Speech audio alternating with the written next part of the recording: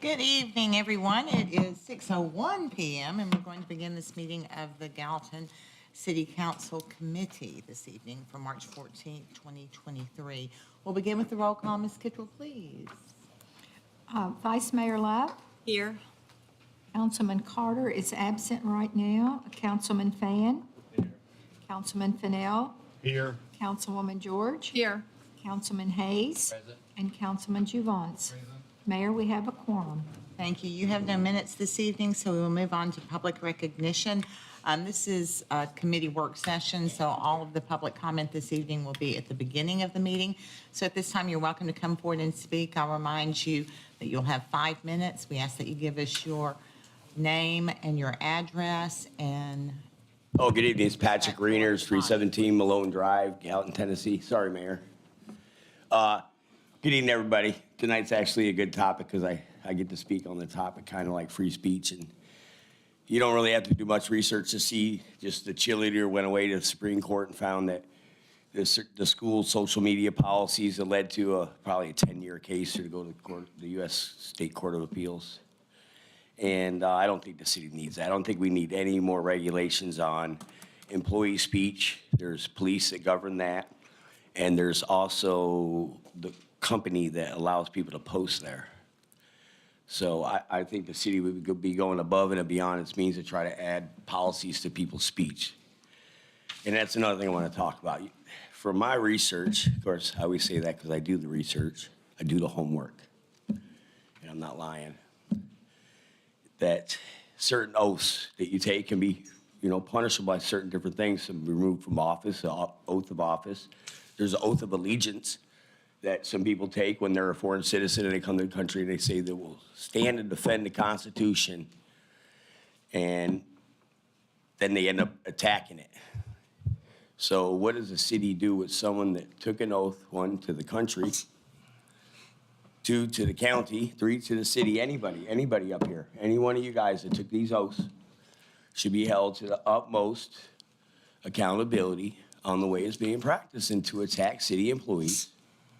There's something that they have a gift. They didn't have to take an oath to get it. They were born that way.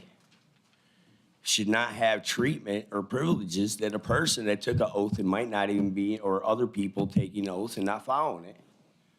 But yeah, I want to hold people to more, that's like dictatorship. So I think the city should do its due diligence and realize we could be looking into a lot more problems, especially with morale. How are employees going to feel if you can't stifle their speech? That's why you get to speak, to be heard. Some people get socked in the mouth for it sometimes in certain situations. Other people get sued. Worse or better, some people end up liking to engage somebody that doesn't take BS and wants to be confronted and deal with legit stuff. So please do your due diligence before you start making policies strict in what these people say, because I would be listening to them. I agree with them. Thank you.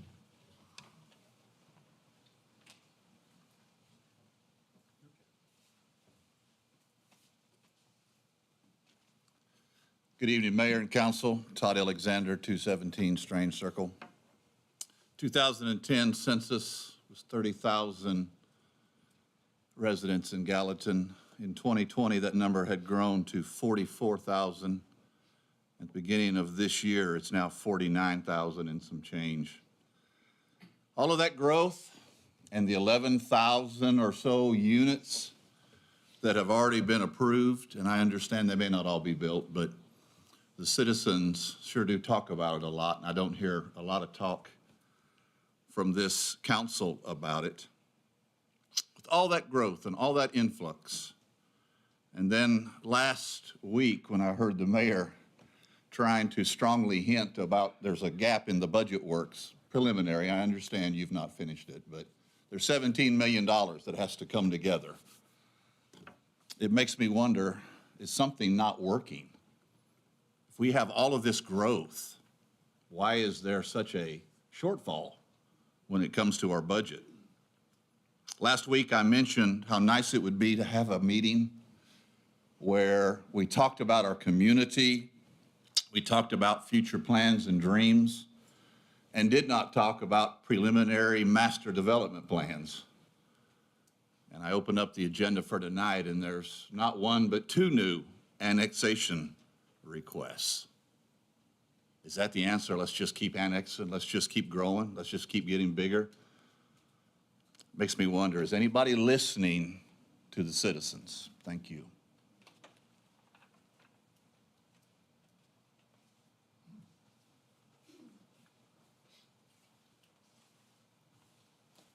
Thank you for letting me speak. My name is Alan Freiberger. I live at 1103 Berry Lane, Gallatin.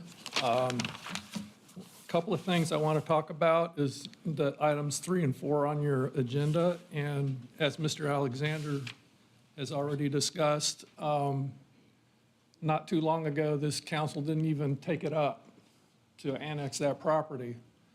And I would urge you again, don't even let it get out of here. I don't see how there's anything has changed in the last 7 or 8 months that would make any of those properties substantially contiguous to the city. So I'll just let that go. The second thing is, I know that there's going to be a rate increase in the public utilities. And it was hard to find information, and I had to keep going back, and I finally did. But there was nothing that said what the percentage of increase would be to the customer.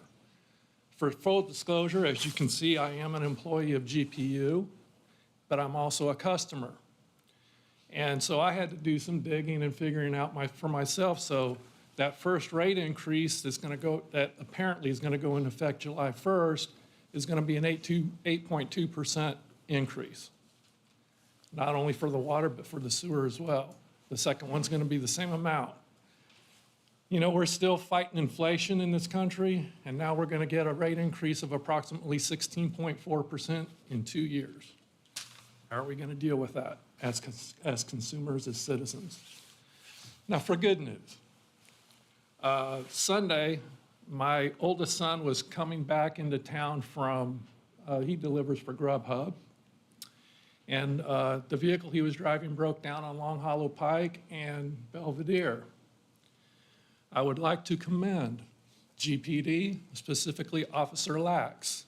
He pulled over and helped my son, but I would also like to include, and he stayed with my son until my wife could get there because I was at work that night. And he stayed with him until my wife got there, and then they took care of things. And I'd also like to commend the Sumner County EMS. They were the first ones there, and they called in to have GPD and Sumner County Sheriff's Office come by and lend a hand, and they both did admirably. So I just wanted to publicly thank them for that. Thank you.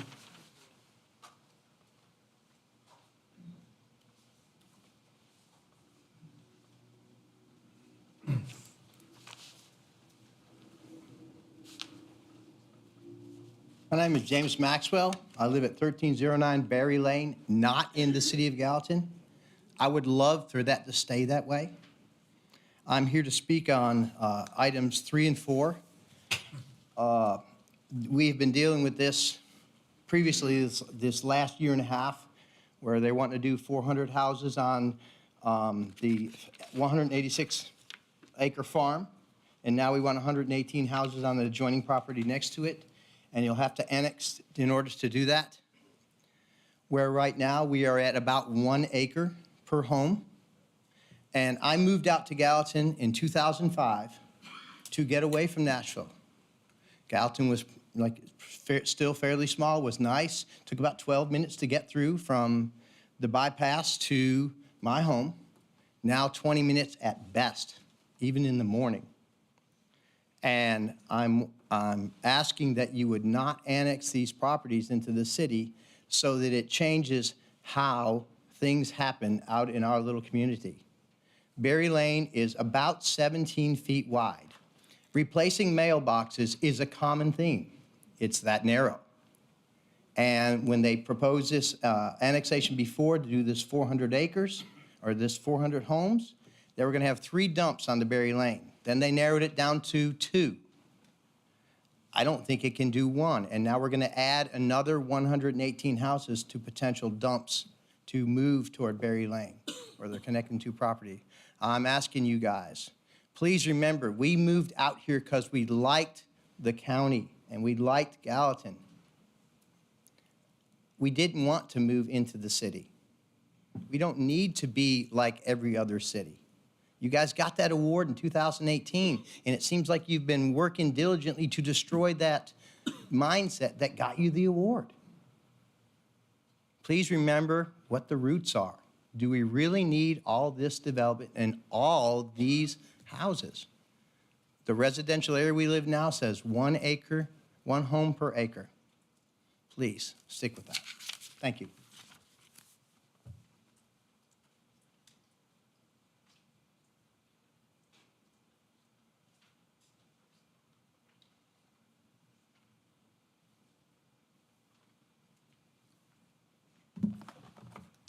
Hello, my name is Christy Allen. I live at 104 Vineyards Court, and my subdivision is right smack in the middle of number 3 and number 4 that we're going to talk about tonight. One property is directly to the north of us. The other property is directly to the east. The property to the east, what used to be the Cecil Farm, I think it's owned by the Gregorys now. It's come up several times. I've actually been to the podium here myself a few times to talk about that. So I just wanted to go back and remind this council what was said a couple of years ago, back in September of 2020, when Bledsoe Springs came back. I think it was about the second time that it was brought before the council. Mayor Brown broke the tie that night, voting no to the plan of service. At that time, I think it's since then been passed, but she said we are struggling to absorb what is already within the city limits because we have allowed so many of these annexations to happen. She expressed concern about annexing more property outside the city limits at that time, saying that it was not a smart thing to do. Fast forward to June 2022. Mayor Brown, in response to some discussion about the increase in the parks budget, stated, and these are quotes, "We need to monitor budgets closely this next year," which is now the current year that we're in. "There's going to be an increase in every budget this year. It's going to be a challenge. We're saving money every way that we possibly can, and we're accountable to the taxpayers."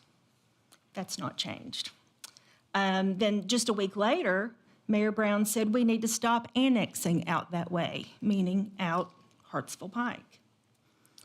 And I believe last week, Councilman Jovance brought that up, and Mayor Brown clarified that what she meant back then was that we do not need to continue to annex at the periphery. Well, that's exactly what we're talking about. We're out at the periphery.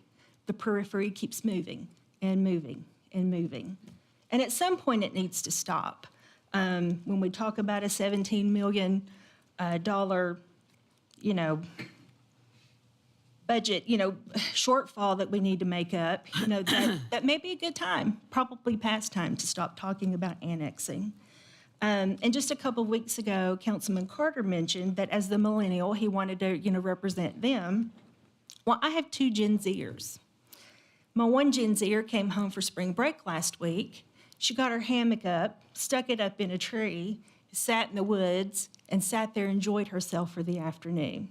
So the pendulum may have swung for the millennials to not want property and a yard and all of that. But I know a couple of Gen Zers who enjoy sitting out in their yard with their dog by the fire pit and enjoying a little bit of a yard. So there are still people who move to this area who would like an acre so they can go out and just have a little bit of privacy to sit out in their yard and enjoy themselves. So, we need to remember those people. We keep talking about, what's going to happen 100 years from now. Well, 100 years from now, no one's going to be impressed to look back at all the apartments and the townhomes that are in Gallatin. Nobody's going to be happy about that. They may wonder, where did all the trees go? Why are there no trees here? No green grass, no patches of nature to enjoy. And Bledsoe Creek State Park is right out there. I'm really thankful that someone back in 1973 had the foresight to set aside some green grass and some trees so that we can go out take a walk, be in nature, walk along the shoreline without having to walk through development. Just a few things to think about. Thank you so much. Anyone else wishing to speak under public recognition this evening? Okay. If you'd like to speak, I'd ask that you come on forward so that we'll know that there's a continuing interest.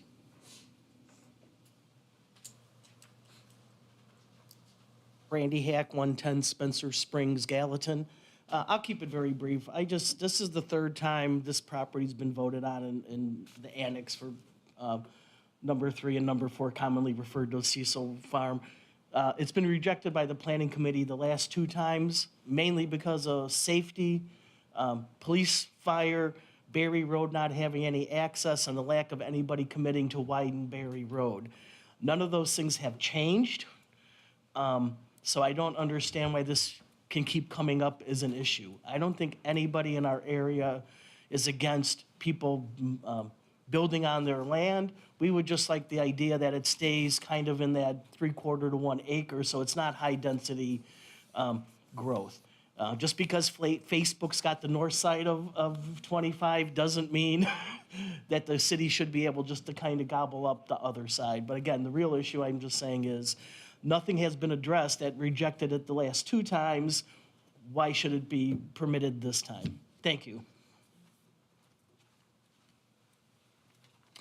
Good evening. My name is Charlie Belote. I live at 626 Ziegler's Fort Road. Just to reiterate some stuff that's already been said, but to start that off, I got one question. Are we going to be able to have any comments after the presentations are made, or is this that sole time right now? This is the public comment period of the meeting, and yes, this ma'am. is, I mean, this council hasn't seen the presentation yet Okay. either, and there's, Yes, ma'am. Thank you. you know how it rolls. There's several meetings before Sure, anything sure. is Yes, ma'am. actually, Yes, ma'am. including a public hearing if it were to go that far. Yes, So ma'am. there will be other opportunities. Thank you. Thank you again for the opportunity to speak tonight. Just wanted to say that, like the gentleman before me said, the people that I've talked to aren't against growth. It's the rapidness of the growth that the city has had. I worked for the city for almost 10 years at the police department. And there, of course, were times where it was trying, answering calls and responding to stuff and things of that nature. Let the city catch up to the city, if that makes any sense at all. Slow things down a little bit, let things catch up. I know there's an annexation off of Lock 4 Road in Peach Valley that's come up. That's a big subdivision as well, along with several others. So let those things catch up to what the other views could be. That's my only request. Thank you for your time.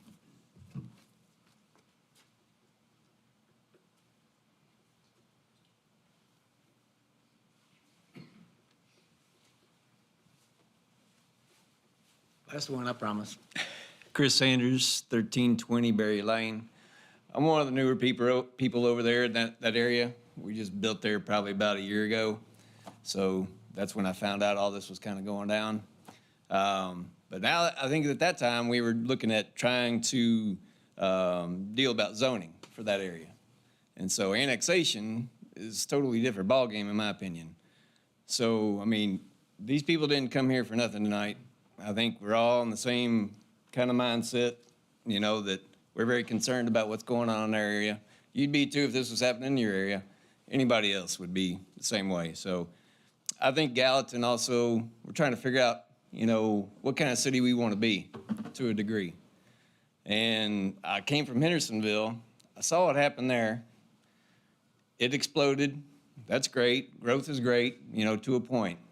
But I think you also need to take into account what these people have to deal with on a daily basis when they live there. So appreciate y'all's time. Thank you. Anyone else wishing to speak? Okay. I'll declare public recognition closed. A couple of things I do just want to say about comments I heard because I just want to correct things. First of all, the budget is always very short when we start the process. So the fact that, Rachel, thank you for smiling at that. We start out every year with a whole lot of things that we do have to cut. 17 million is probably one of our larger numbers, but we are working with a growing sales tax base and a property sales tax that has stayed the same for a very, very long time. The city has not increased our property tax, largely because of the growth and because of the sales tax that has been generated here. but we keep working really hard to figure out different ways to get things done and not burden our taxpayers. We seriously do take that to heart, and not just this council, but our department heads and our employees as well. Talk about, as we have several times in the last week, actually, it seems like the only thing we ever talk about anymore, is talking about the city's growth. And I have said several times that I do not want to annex out at the periphery. I want to drive development around the core, or redevelopment around the core of the city. And I feel like when we are annexing out on the periphery, that takes that opportunity away, because there is a finite, it doesn't feel like it, but there is a finite amount of demand of the people who are moving here. And it's always interesting to hear so many people talk about moving here because of what they sought. But the problem is there's more behind you, and they keep coming. And so affordable housing remains our constant challenge. And I hear a lot of times, let's wait and let the departments catch up. Well, we can't hire people when they don't have places they can live. And we've offered jobs, and they've not been able to find homes here. We have present workers who are leaving to work closer to where they're currently living, some in Kentucky, some in other counties. And so I think I mentioned last week, it's a chicken or an egg sort of thing. The other challenge that we have with annexation on the periphery of the city, and this is just trying to lay the framework of the challenges that we face, is the state has relatively new annexation laws. We cannot annex, we cannot force annex, which I think is a great thing. But if we don't annex when someone wants to be annexed, then we never annex it, which is fine right now, but 100 years from now, it's going to be like, why didn't Gallatin annex that property? Because we have those instances already. And then the other challenge with the periphery development, and I just don't like the periphery development. The right way to develop is from the core of the city out.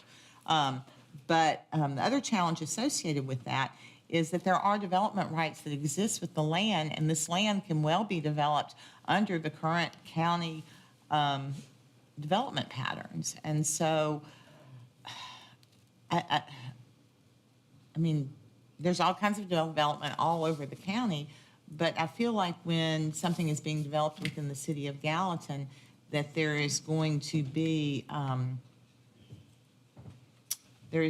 assurance that the drainage and the development pattern and the roads and the curbs and the landscaping and the driveways and the tenants are all going to be there. They're going to create a long-term sustainable quality product. And you see developments in other areas, people trying to make housing more affordable that kind of don't meet that standard. And so what I always worry about is, okay, we turn it down, but then they choose to develop in the county, and then what happens? But I mean, I'm just saying these things because I want you to know that there's no one simple answer. And by us just saying, no, we're not going to allow that, doesn't mean nothing happens there. And we're constantly thinking, okay, what's the best opportunity for this? And a lot of times we don't know what that answer is. And a lot of times we're very fortunate, and sometimes it's bitten us when we've made a decision that wasn't the best one because of the rights that property owners have and what they can do. Is there anything else anyone wants to lend related to those comments? But I did want y'all to know that we are always short when we start budget. That's not a new and unique situation. Anyone else? Okay. Move on now to mayor's comments. I just have a couple of things to mention. I do want you to know that we've been at TML this week. A few of the council members attended. I was glad that you were there. I hope that you found it beneficial. This was the legislative conference, so we were really talking a lot about what towns and cities across the state are asking of the state. And one of the big things, and this is a multiple year effort, and we keep feeling like we're getting closer, but we're not sure we're there yet, is that in 2002, the state of Tennessee was in a particularly perilous budget situation. And at that time, they decided to increase the sales tax. And so they went to cities and they said, we're going to increase the sales tax. And rather than the cities getting their share, which traditionally we get a percentage of it because it's where it's generated, and that's how we support our budget, we're going to take all of this increase until we can balance our budget and get things straightened out. Well, that was 21 years ago, and we still have not gotten back our portion that should come to the cities where it was generated. There was also what's called a single article cap. Many, many years ago, the tax received was capped at $1,600, say on automobiles and appliances and furniture. Well, the city gets their portion of that up to $1,600. That was increased by the state at the same time to $3,200 because they needed more revenue, but the municipalities, the cities and towns did not get their portion of that. So we have been asking, as our municipal league for a few years now, to restore that money to the cities where it's generated. And we believe that that does relieve our taxpayers so that they are not burdened with property tax increases. And so if you have connections with your legislators and what I have said has made sense and resonates with you, I would ask you to encourage them to do that. We are asking for that, incidentally, in an environment where our city, our state is very fond of talking about their robust reserves. And while the city of Gallatin does have robust reserves for a city our size, we certainly still work hard to have very, very prudent budgets. And I know that that money would help certainly this city, but other cities who are not as fortunate as ours. So that on the TML conference. Also today, the Mayor's Caucus Executive Committee was visiting legislators. We were talking primarily about two things. One is the solid waste crisis. All the growth in Middle Tennessee is going to create a crisis in less than a decade if we don't come up with a solution. And we actually do have a strike force that is working to figure out that solution with the Tennessee Department of Environment and Conservation.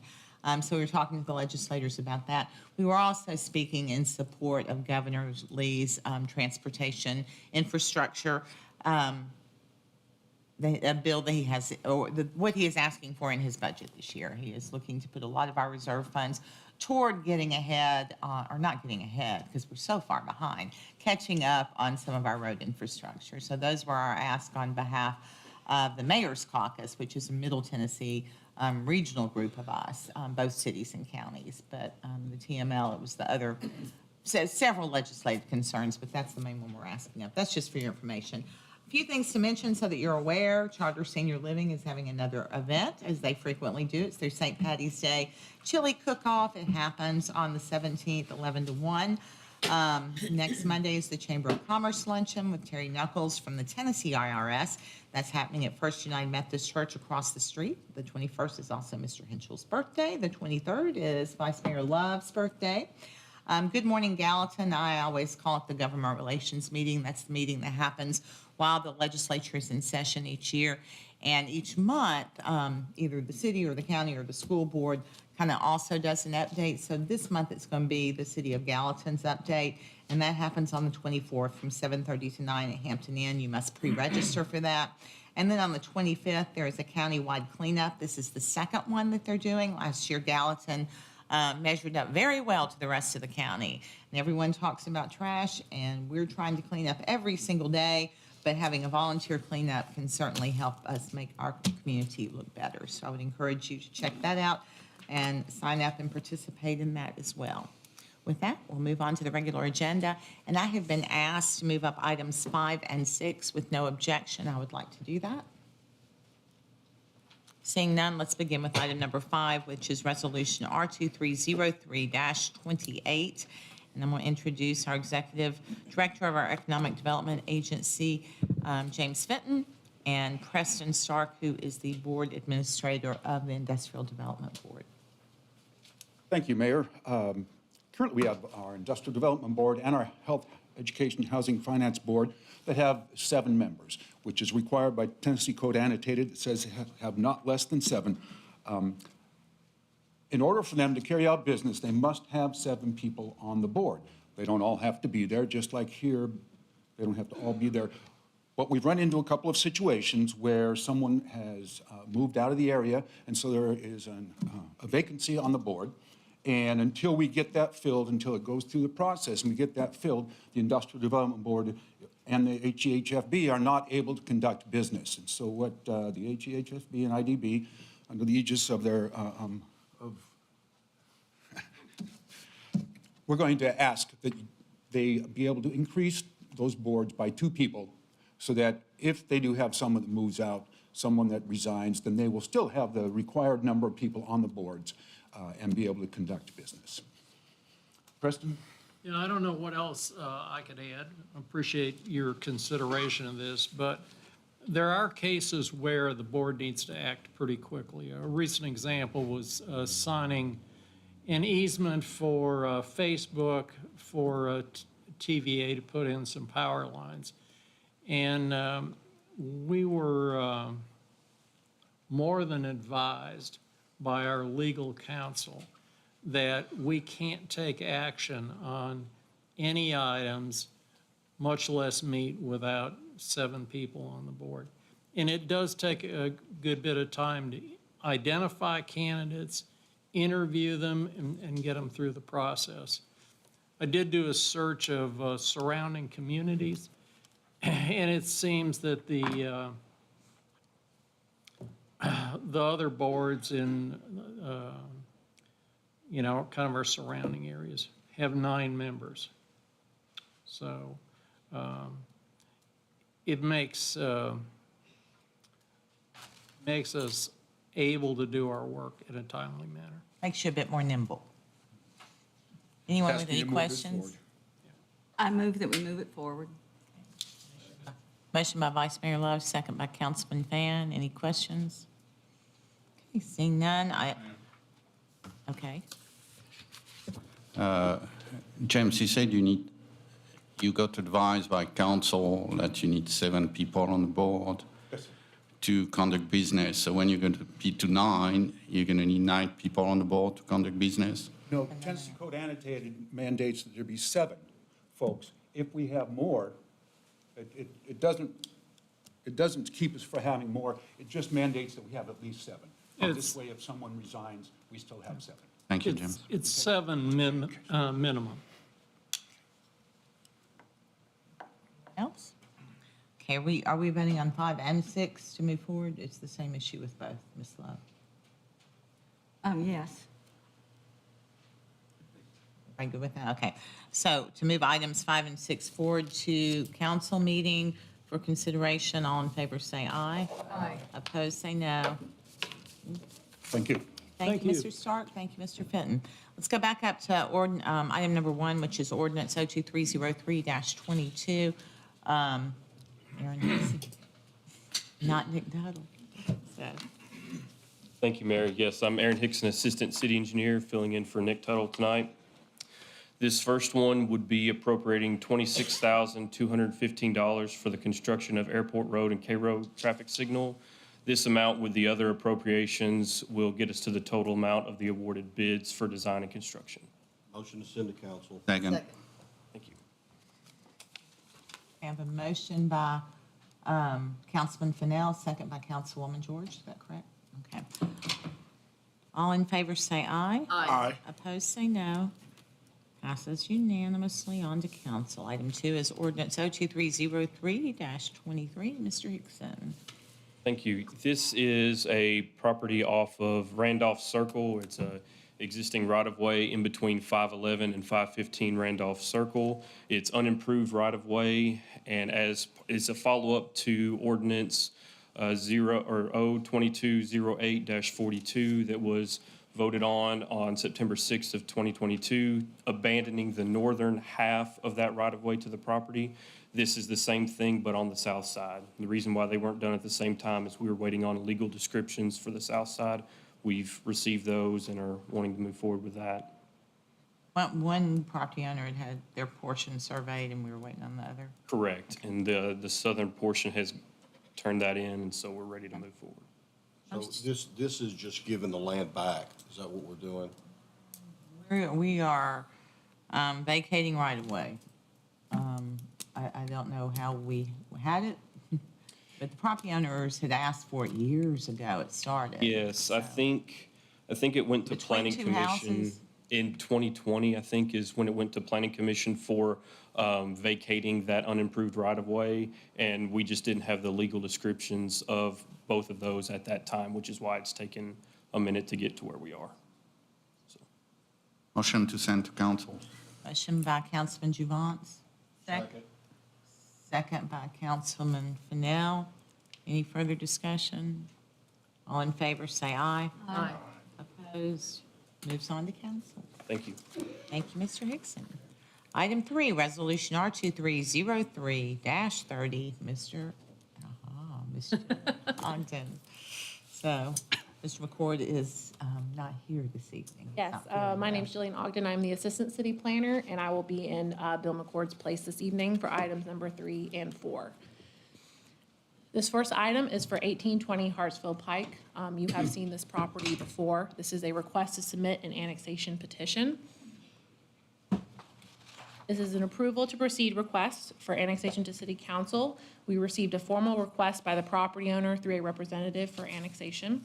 This is approximately 186 acres located south of Hartsville Pike and west of Berry Lane. This property is currently non-contiguous, but it could become contiguous if property to the west is annexed before or concurrently, or if right-of-way to the north is annexed before or concurrently. Item number 4 is concerning the property in green. This item number 3 is in yellow, and the city limits lines are in blue on your screen. This request was submitted by the Gallatin Economic Development Agency. They are representing the owner in this case. And they have indicated that the request would be for a planned business park in the future. We do not have additional information at this time for this request. Rezoning and master plan approval is a separate process, and at this time, only the annexation is being considered. Should this item move on this evening, planning staff will prepare an annexation study based on the information that we have. This study will be presented at a future council committee meeting. And if the approval to proceed is granted at a future meeting, the applicant would be permitted to submit an application for annexation to Planning Commission for their review and recommendation. And this item would come on back to City Council. So this is not approving any kind of annexation tonight. This is the very first step in our annexation process for this property. Thank you. Motion to move it forward. Second. Have a motion by Councilman George, second by Councilman Carter. Opening the floor for discussion. Thank you for reiterating kind of the process, because I do think that there's always question about that. And I know it's always interesting to hear, people get upset about these asks, but it's people's right to ask. It's not this council's decision to ask. And so this is essentially saying, yes, you can ask. Correct. I am curious, with it being on behalf of the agency, who ultimately would be paying for the submittal? So I'm saying for Yes, the and, plans and the, Certainly go back and negotiate that with the landowner. Appropriate. yeah, I think it would be best for us to know that as we move through the process. And then, Ms. Ogden, I know that, because this is a relatively new process, how much time does it take for the staff to prepare the annexation request?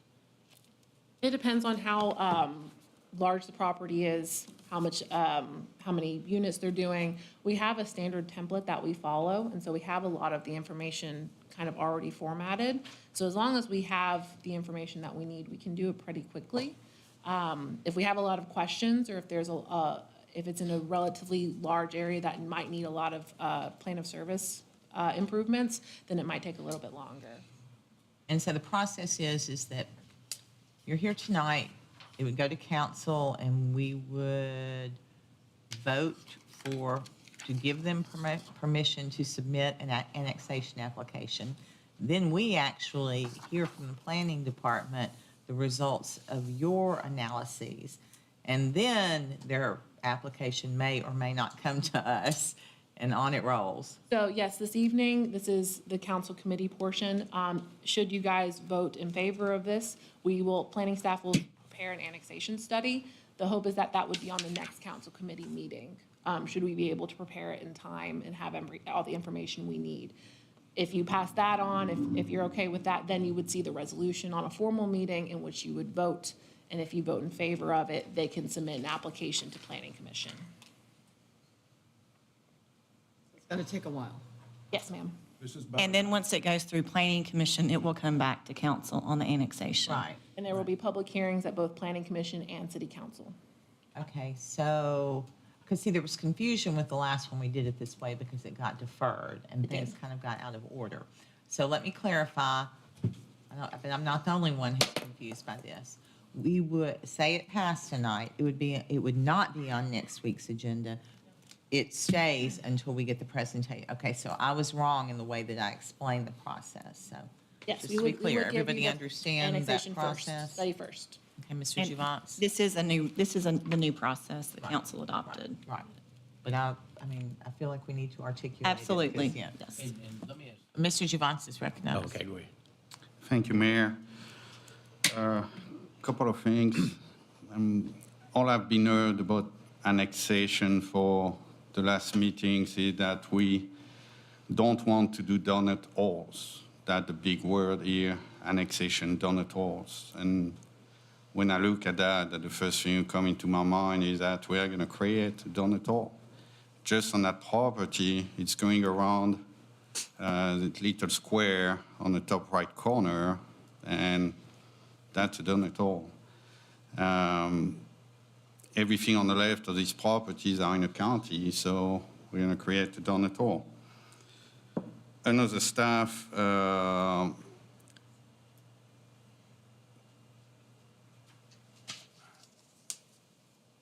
good. Excuse me? I was asking if you were okay. Yeah, I was just asking what this was. I didn't can know. keep Yeah. going. After PC 707 was passed, annexation can be required only by the owner or by referendum. So I had a question to legal about you being an agent for the owner. There was not a conflict with your job at the city. So I would like to get an answer before we vote on that, to make sure we don't do something wrong there. And again, Mayor, you talk about who's going to pay for it. I would like to get an answer before we vote for that, because if we pass it tonight, planning is going to have to start working on it. And if there is a conflict, I don't want to give more work to the planning. I think they have enough work for that. So I would like to defer that, to make a motion to defer to the next working session until we get answers. Motion to defer. I'll second for discussion. Okay. Second by Councilman Hayes, open for discussion on deferral. I'm sorry, I couldn't understand why you were asking to defer. I think what he was saying is that somebody asked the question about the cost. We answer them questions tonight. No, I think that's on down the road, and what Mr. Fenton said was he would go back to visit with the property owner. In addition to that, Conflict of interest. yes, I believe that the owner has made Mr. Fenton the agent, and I don't know anything about that right now. I don't have the facts concerning that. And Mr. Jovance, you may be able to, one of the two of you may be able to answer that. I just don't know anything about this. Normally how an agent is. It's not uncommon for most requests to come through an agent, from a property owner through an agent. We very rarely actually work with property owners. And so they provide an affidavit signed by the property owner giving an agent permission to represent them for cases like this. And they gave the James Fenton permission. And Mr. Fenton, can you explain to the council why you would be the agent on this?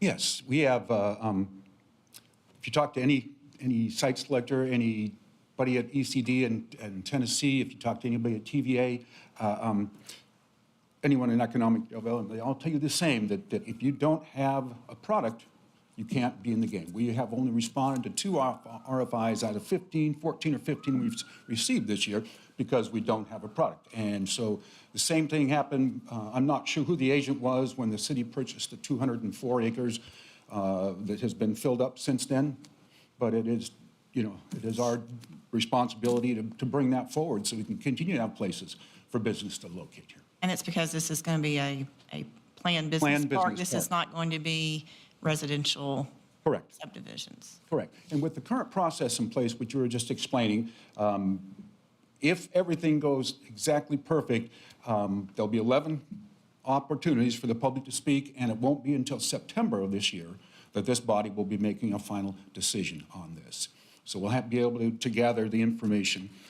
And if you put on top of that, the rest of the planning, Mr. Stewart and I have been talking, that makes it about, 15 to 18 months before a shovel can be put in the ground, and you put 18 months for construction of a facility on top of that, and all of a sudden you're 3 years out, which takes us out of the hunt on about 90 to 95% of the projects that come through.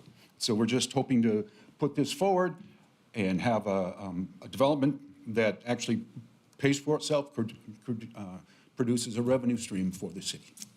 There come a time that you're going to ask for the city to own this property, because that makes it a whole different scenario. Yes, ma'am. And in front of you, you have, it will be $13 million, $13,484,000 that needs to be bonded out for this. And that's at a $68,000 an acre appraisal. The property that's next door sold in 2022, August of 2022, at $70,000 an acre. We're having it appraised right now, so we are not necessarily done with those negotiations, but we're waiting for the appraisal to come back also. So yes, there is a fiscal note to this, and I've put that information in front of all of you there.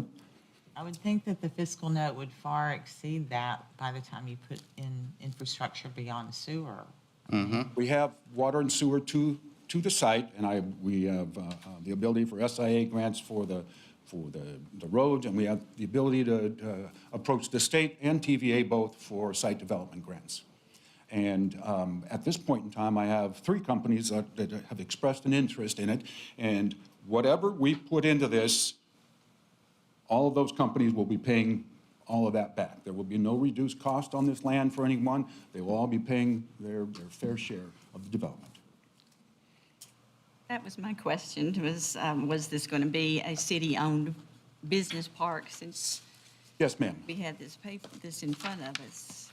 And similar to the one, the Nexus development, I put a diagram on that also. Is that what So this is? Yes, that's the Nexus development, and the brown area there, you'll see is our planned business park that's going in there. And as you see, there are a lot of hundreds of houses that are being built right alongside of that also. One of the things that's been mentioned, and I think we really need to address, is the traffic. One of the things that we can assure you here is that there will be no traffic put out onto Berry Lane. There will be a crash gate for emergency services only, but in talking to the engineering department, we can be able to put all of this out onto 31E, which eliminates any traffic concerns that might be going through the neighborhood. 31E or 25? Excuse me, 25, my mistake there. That'd be a long exit road. So the crash gate. Mr. Hayes, Mr. Hayes. Go ahead. Sorry. No, I'm thinking, go ahead. The crash gate issue has been brought several times and always turned down. So why would that have been approved there when that did not get approved last week when Councilman Hayes put it out? That's my first question. I want to go back to the agent. My question is, you as working for the city, being an agent for a private party, and I want to make sure that doesn't conflict with, I know you're not getting paid for it, but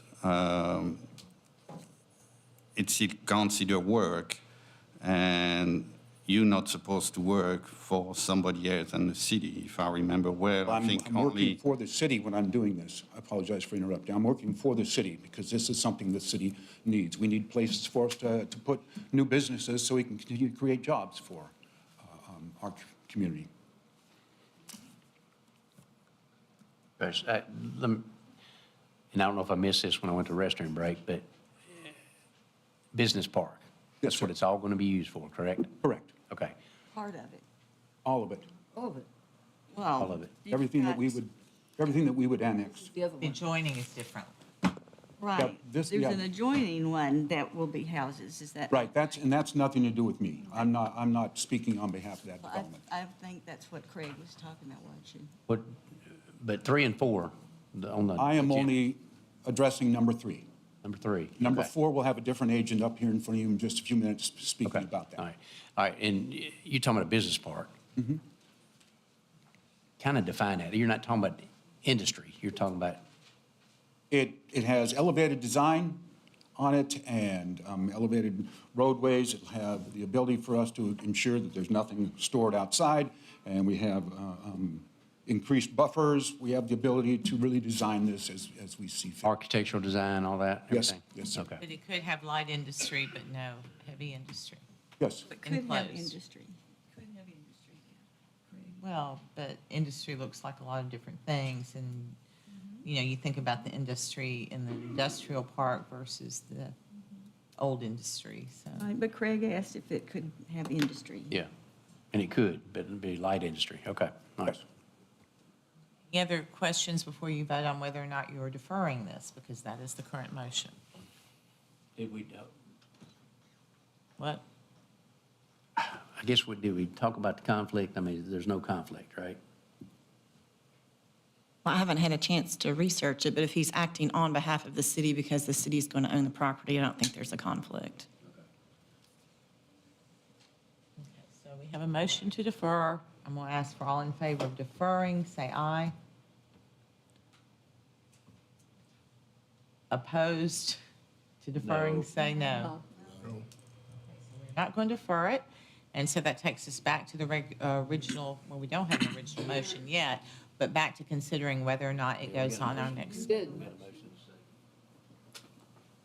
Eileen made That's a right, that's right, and Carter, that's right, and then we had a motion, okay, I'm so sorry. No, that's right. Yeah, so we do have a motion and a second to move it on to council, to move forward to let planning bring us an annexation study so that they may submit an annexation request. That would be the next step. So, any further questions about that? I have a question, but I'm just going to say that I'm going to vote no for this because I don't believe that that needs to be in that area. I believe that that's what people moved out to the county so that they could have county countryside life, as I've told y'all before, and that Hartsville Pike has ridiculous amount of traffic on it already, and I'm against it. Sorry, Mr. Fenton. Yeah. Go ahead, Craig. No, I lost my train of thought when I was listening to Linda. Go ahead, Sean, or who, I'm thinking. I'm worried about the neighbors that would adjoin this particular development. I mean, industrial park, that could be good for the area, and it could be not very impactful, but there again, there could be some industry or type of businesses that go over there would be a nuisance. It could be. That's one of the great things about owning it. We are able to pick and choose who goes in there. We get to make that decision. Make sure we don't have that impact on the neighbors. You know, James, I'm not really against that idea, but just right now, I want to think on it a little bit more, so that's why I would have to go no right now. Okay? And I had a question for Julian, if you don't mind. And you had a map up there a minute ago. Can you show everything around that that's annexed right now, or? So the blue is what is currently within city limits. Okay. And then does that show the urban growth boundary It anywhere? does not. It's farther out. Okay. All right, thank you. Again, when I look around, even on that map, everything, I agree with Councilman Love and with Councilman Fennell. Everything is residential. I think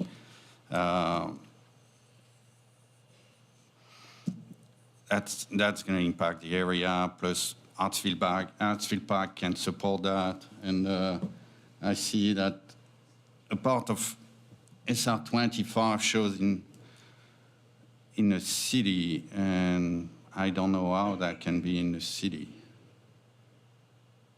Did we annex a piece of? Yes, we did. Yes. Intentionally, so that we could be responsible for the light, stoplight that's out there. It was necessary for the city to do that. Did we got the state authorizing that? I'm sorry?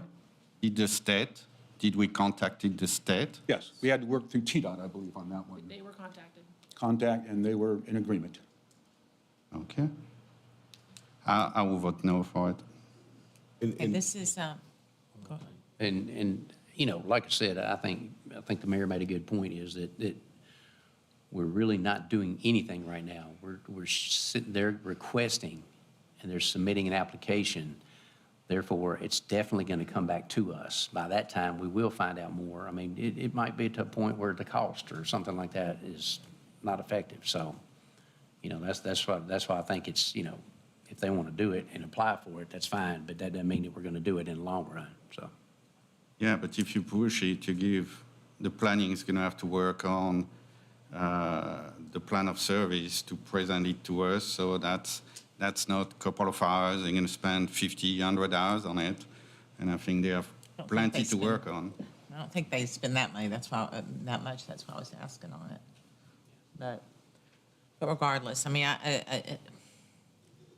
I do honor people's Request. rights to request, you know. That's it. and Request to request. Request to request, right. Give you sufficient information on which you can base your decision.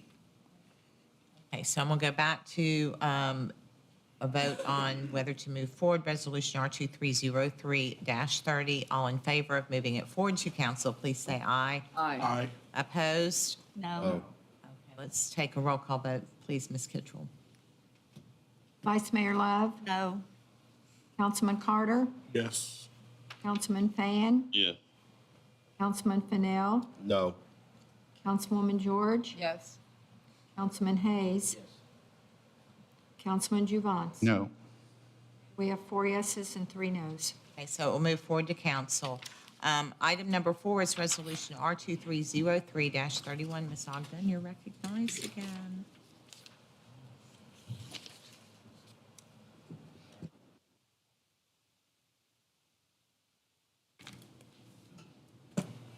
Item number 4 is also an approval to proceed request for annexation into the city of Gallatin. We have received a formal request by the property owner through a representative for annexation.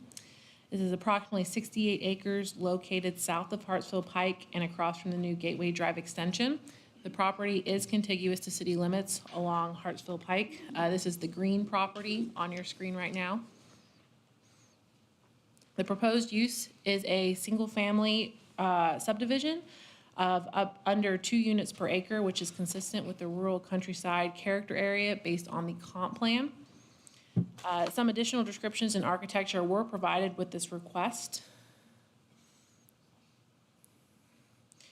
But for the rezoning and master plan, these are, again, separate processes. At this time, only the annexation is being considered. And like the last item, should this move forward, planning staff will prepare an annexation study based on the information that we were provided, and the study will be presented at the next council committee meeting. If approval to proceed is granted at a future meeting, the applicant would be permitted to submit an application for annexation to Planning Commission. And the applicant is here this evening. Ogden, this is one of those situations where, because we allow sewer to those outside of our service area, this can essentially be developed this way if it's still in the county. Is that right? So with this. Actually, the representative may know better. I shouldn't make you speak for the county. I'm sorry. It is it's currently zoned rural residential, which is approximately 40,000 square feet to an acre, 1 acre per unit. So not quite the same. This is 1.8 units per acre, so a little bit more, but similar. I thought in the county that they did allow the two per acre in the. This Jim Harrison, CSDG, they will, if you have public sewer and water, allow you to go down to 21,780 square foot lots, which is basically about similar to the density that we're proposing on this. And So there that- is that- sewer there? There is sewer? Well, we allow developments not in our city limits to access our sewer and water. We did that several years ago, thinking that that was smart. I kind of rethink that these days. But, I mean, seriously, I mean, how do you force the larger lots if you're providing sewer and water in those areas where they can access it one way or the other?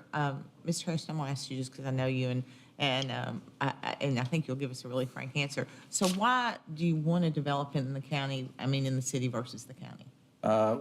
Well, first off, we want to go through the process. We want to go through the city process because the city, not speaking against the county, but the city's process is quite frankly more thorough with the drainage and the improvements. But there's also a traffic signal at the north side of this property, which already exists.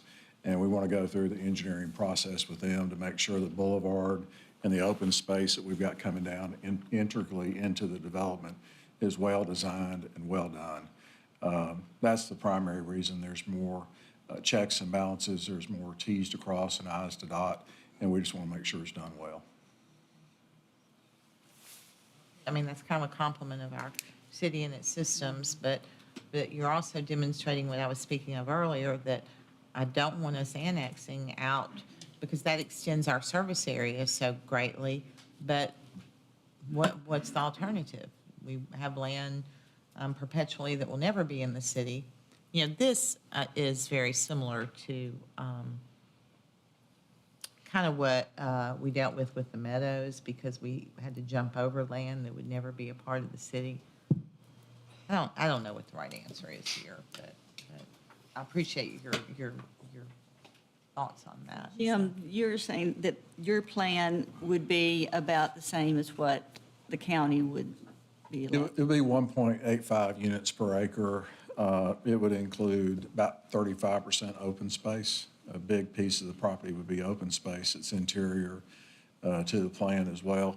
I'll point out a couple things. There's a couple of existing houses on the front of the property. We plan to preserve one of those on a larger parcel. The other one will be preserved as an amenity center and be highly walkable, so people can utilize that. So we just, the frontage of the property, the fact that it has a Gateway Boulevard and the traffic signal up to the north actually looks a lot more like urban and kind of feels a lot more like that. We are actually kind of in a corner of urban policy, land use policy to the north and suburban to the west, even though we're rural. But we're meeting the density requirements for rural. We're at 1.85, we're within that less than 2 units per acre. It looks like a lot of this open space has water through it. We will have some. There's an existing stream that runs, to call it a stream, it's pretty small stream. There's an existing feature down in the middle of that where we're preserving additional space off to either side of it. One of the reasons is to connect that to the sidewalks and then to connect that to that centrally located open space. We realize this is the first step. I think it's been called the permission to go forward. We realize this is just the first step. We look forward to hopefully being able to walk through that process on the plan and get good positive input.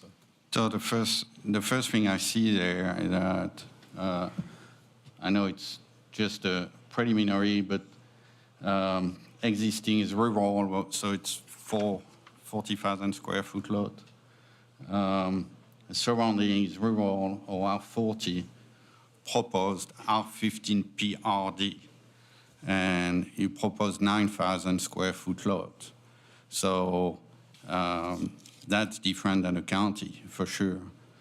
And you're saying single family, but PRD, you're gonna have to put townhouses to get PRD. I think it's part of the zoning ordinance. So,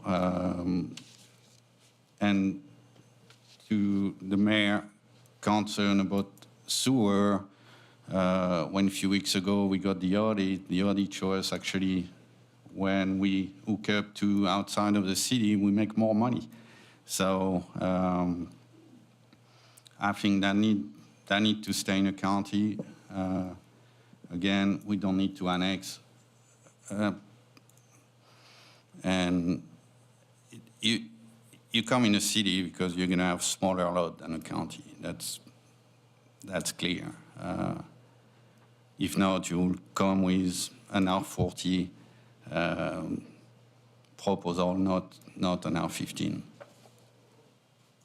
That's how I see it. I would respectfully disagree. I trust, he's being accurate in what he's saying, and I don't think he's misleading in that, and that's why I wanted him to make that point. So, anyone else have anything they'd like to say? Question, does this go out onto Berry Lane anywhere? No, no, ma'am. It looks like on here, there's only one in and out onto Hartsville Pike.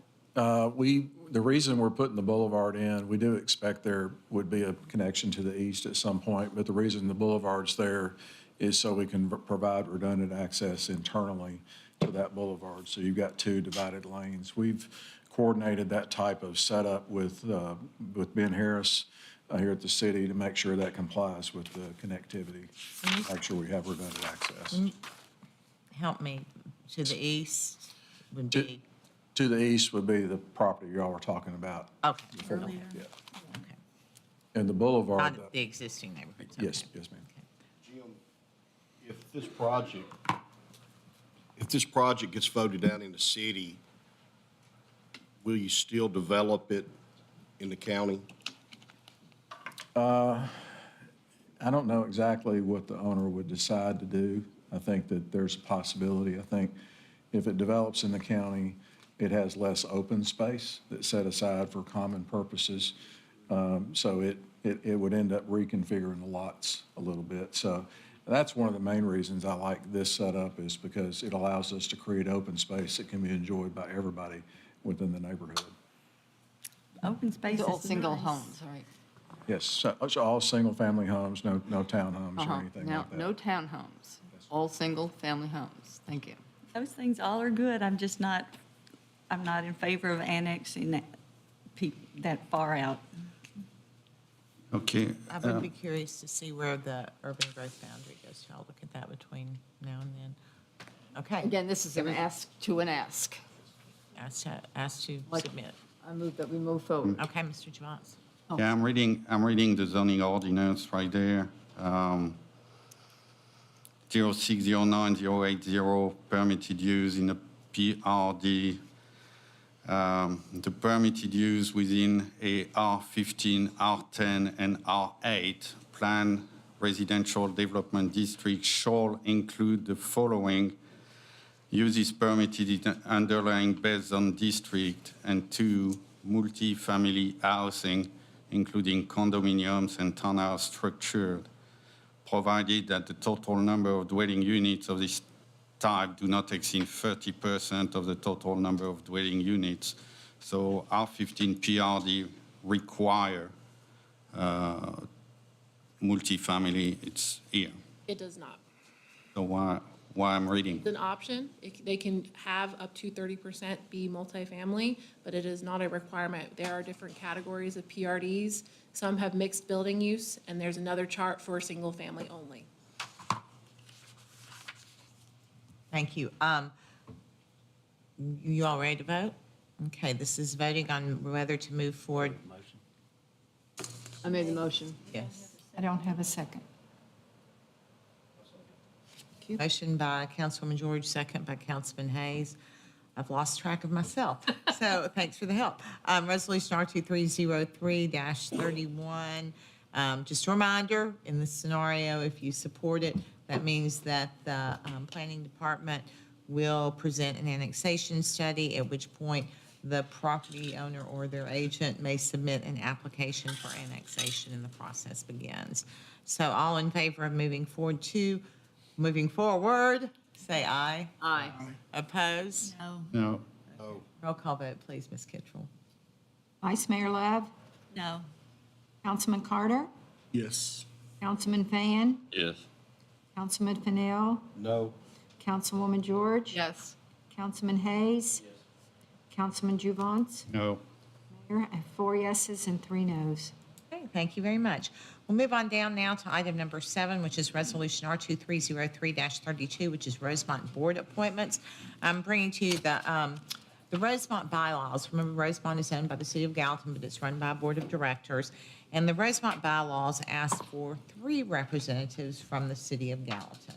And the way it reads, it can be employees or board members. We have traditionally been doing 2. I don't know where we learned that there were 3, but I felt like if we're going to do it this time, then we're going to go ahead, and I'm submitting the names of Stephen Carter from our council, thanking Ms. George for her service to the board and Ms. Love's continued service to the board. And then Jacob Alexander is a city employee who has also been asked if he were interested by the Rosemont Board and been asked by me. And he has expressed to both that he would be interested in serving. And I certainly know him to be an energetic, hardworking young man who would do a great job. So those are the two names I'm bringing forth for. Excellent. Motion by Councilman Hayes, second by Councilwoman George. All in favor, say aye. Aye. Opposed? Item number 8. This is the discussion, this isn't going to be a surprise, or it shouldn't be a surprise to you, but the Gallatin Area Chamber of Commerce building will soon be up for sale to the city of Gallatin. The city. No, a realtor. I don't think we need one in this case. The Gallatin Chamber of Commerce will be moving to a new space, a fabulous new space in which they feel like they can serve our community better.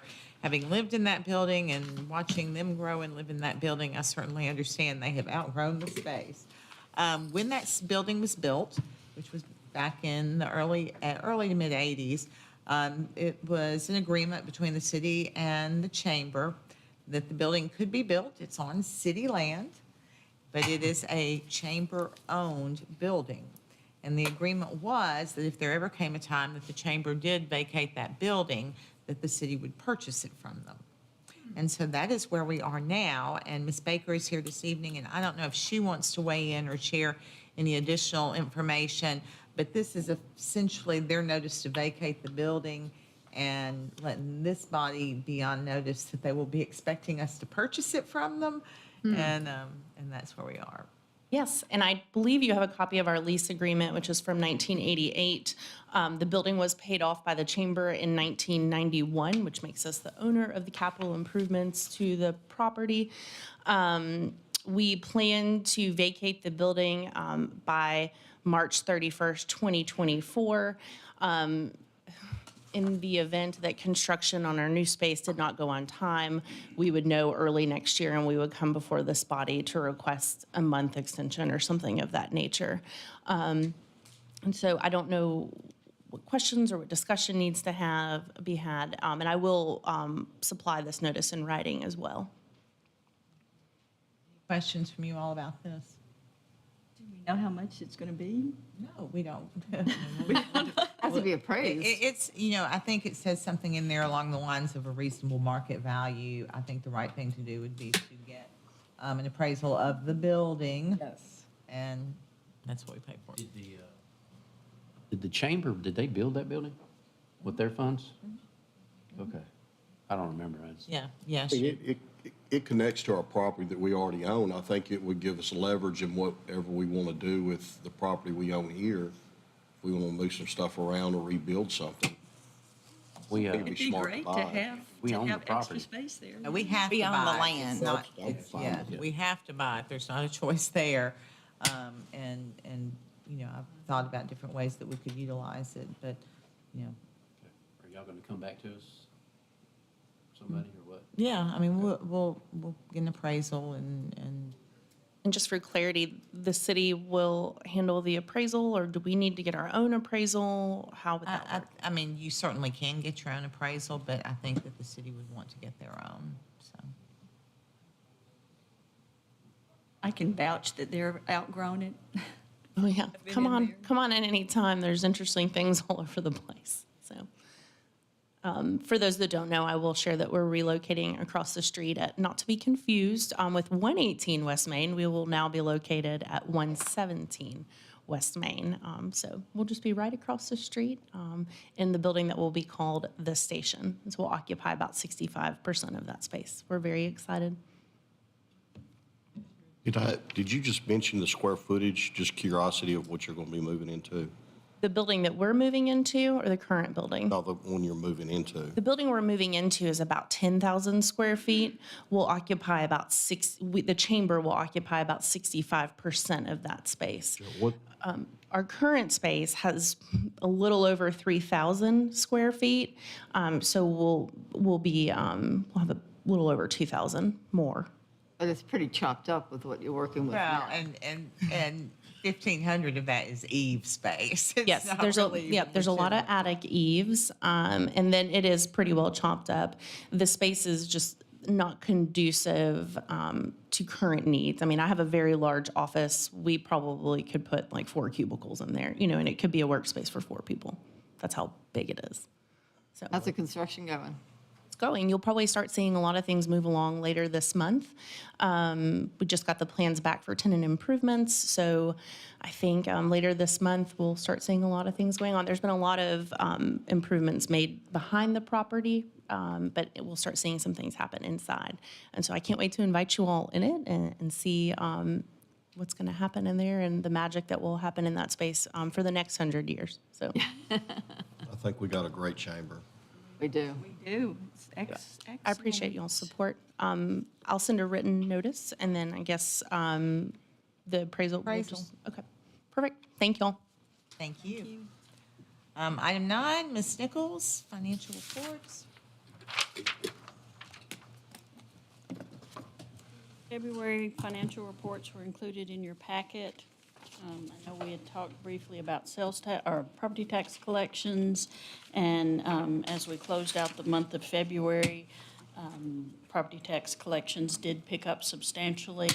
I believe as of today, we're actually over our budget projection for the property tax line, so that's a good thing.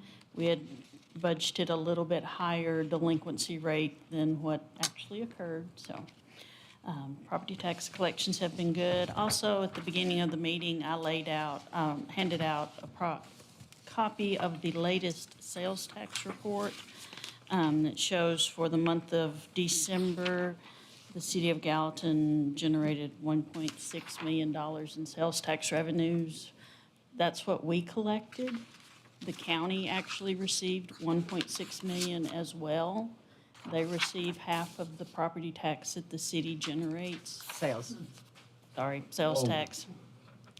Yes. Go back to the sales tax again. What's the rate that the county takes? They take half of what the city generates. Wow. It goes to the Debt. school fund and to the county debt service fund to help pay for school construction. Who generates more sales tax in Sumner County?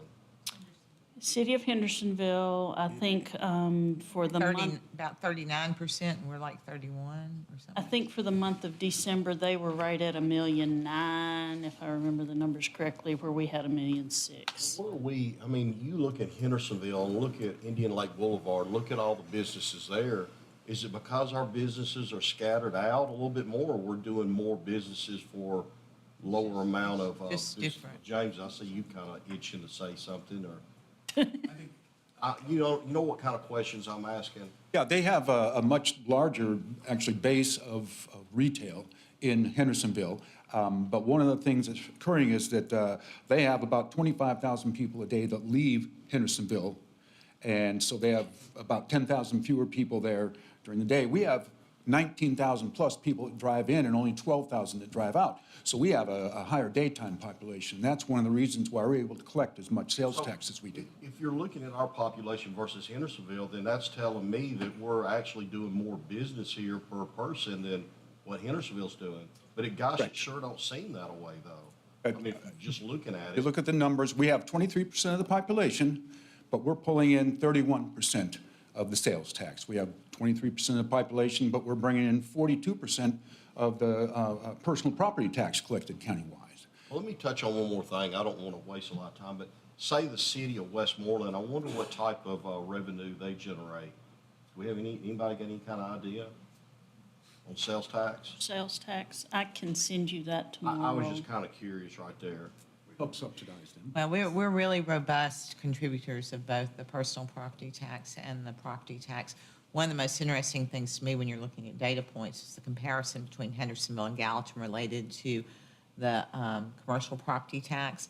Because Gallatin has so much industry, we actually contribute almost identical to the city of Hendersonville. When you look at the number of stores and shops that they have, I mean, they probably outnumber us 5 to 1, right, on retailers and restaurants. But because we have an industry, we contribute so so meaningfully, and people don't understand that about our city, nor respect it, obviously. So, Can I ask you one more question, Mayor, to you?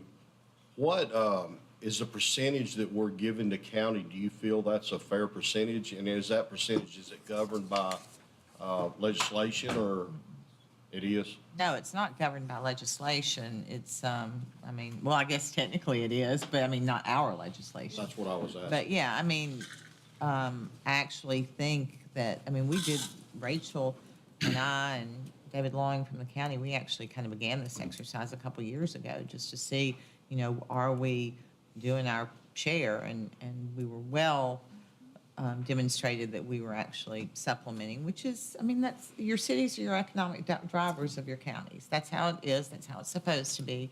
That's the balance. There's a lot of other cities that's kind of piggybacking off of Gallatin and Hendersonville.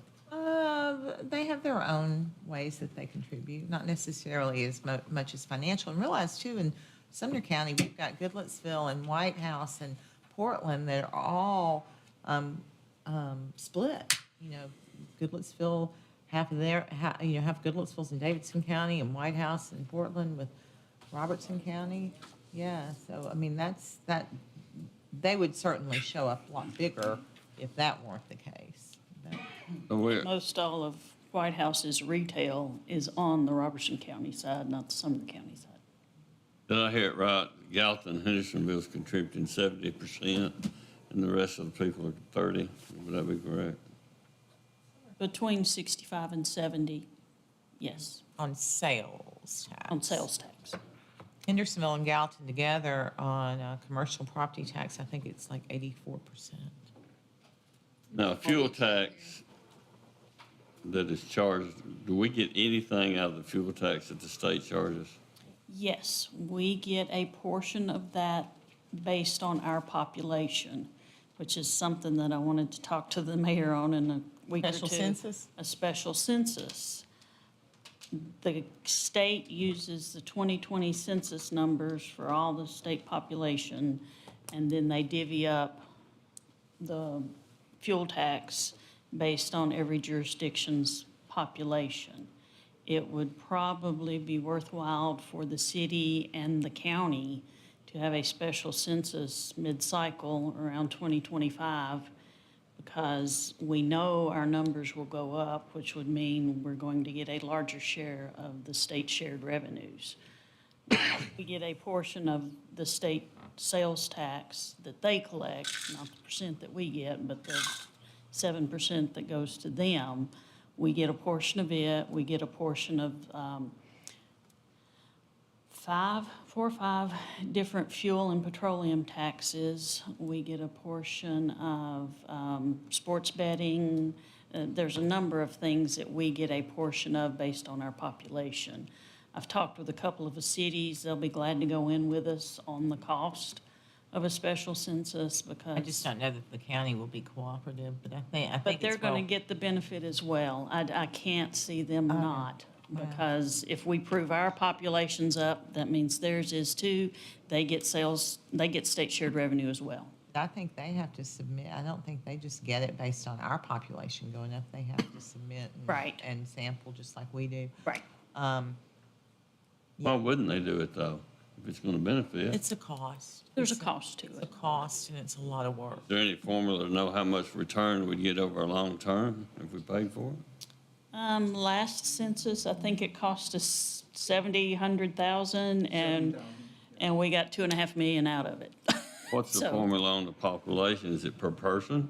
Yes, it's a Per capita. per capita dollar amount that we get. I I'm definitely. just familiar with that industry, and I see what the tax is on a gallon of gas, and it just seems unfair that for what the cities and the counties get versus what the state takes, and the federal.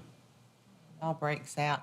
That's been a conversation for a lot of years about not indexing it, because vehicles are becoming more fuel efficient and EVs are becoming more popular. Part of Governor Lee's, what I was talking about, the transportation infrastructure ask that he has out there this year, part of that actually taxes EVs. And so I assume What page? electric vehicles. because we're not getting any fuel tax and they drive on roads, right? So I assume in that formula, some portion of that would come back to just trying to plan for the future. 70K for 2.5 million, it's a no-brainer, and I mean, county is gonna get plenty of money too, and we need to approach them to do it.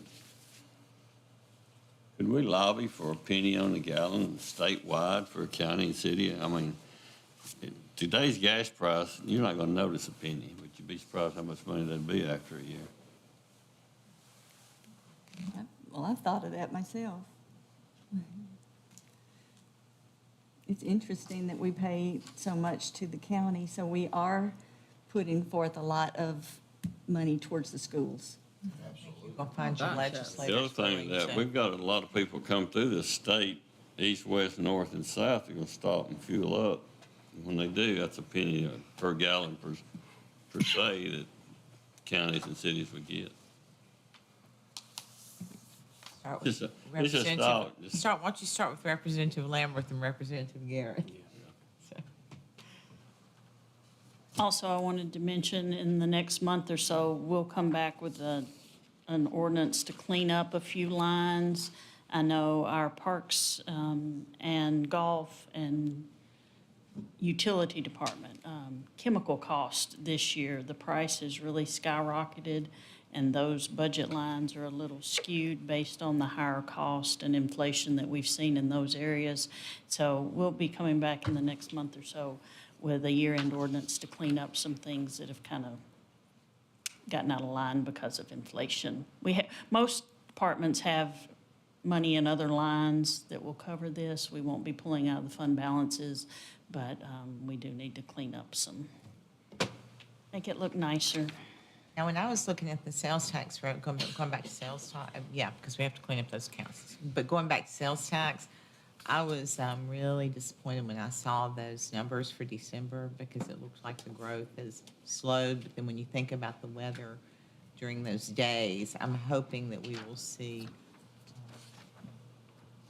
an abnormally large growth in January. I think that will tell us, either give us more comfort or make us more conservative as we go forward. Get those numbers until the end of the month. I know. I'll share them when I get them. I know. Thanks, Rachel. Thank you. Okay, item 10, discussion and implementation of social media policy for city employees. This body did not want to move it forward to this work session, but Mr. Juvance requested that it be 5 days prior to the meeting, and so it is here, and I will let Mr. Juvance move forward. Yeah, I had some correspondence with Susan, was telling me she's going to a conference where what's happening there is going to be approaching April, so I would like to revisit that in May, if possible, after Susan go to her conference and have a real picture of what's possible and what's not.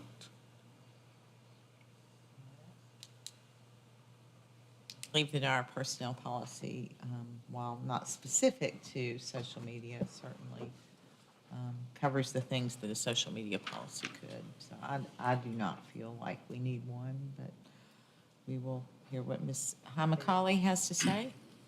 I mean, I think we talked about it last week. We didn't get the vote and the support to move it on, and I don't feel like we need one. Even if people are employees of the city, they're not speaking on the city's behalf, and what they say in their free time in support of the city is their business. In support or in? Well, no, our personnel policy is pretty clear that, you can't I haven't embarrass or actually, harass or. I haven't actually seen any of our city employees say anything except in trying to answer questions that might have come up, so. Our employees are very defensive of the city for which they know that sometimes it's very hard to, when they, feel like their work is being questioned or not. And we have conversations about it. Several of the department heads down there have had to have conversations with their employees about, the way they've represented on social media, and we address it, but I don't think they do it maliciously or, you're laughing, so. Okay, so we'll move on now to other business. Do you want me to report back in May, or? Isn't it-